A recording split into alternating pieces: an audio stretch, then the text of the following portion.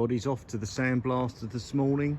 I've mounted it on a motorcycle trailer, so I think we should be all right. Went on okay. Just going to take it really slow, and hopefully we get there in one piece and up the right way. Back now from sandblasting.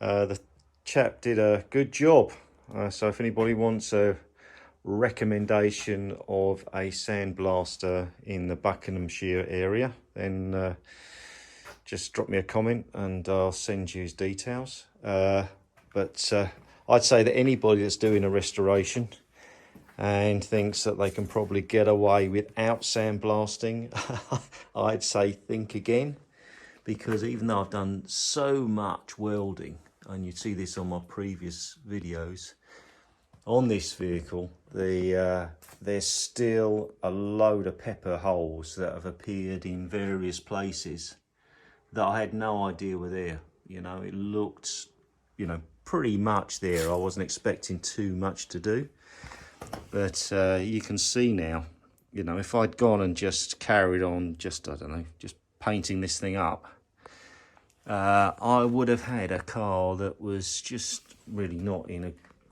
good enough, from my standards anyway, good enough condition to do that work.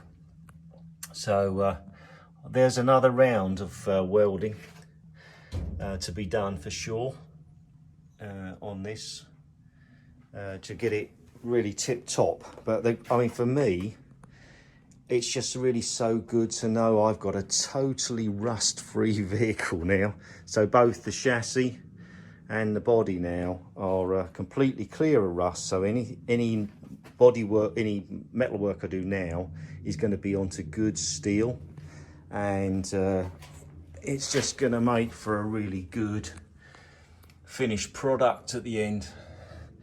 So there we have it. That's the situation. Back to the grinder and welder to get it into a position where I can start to paint.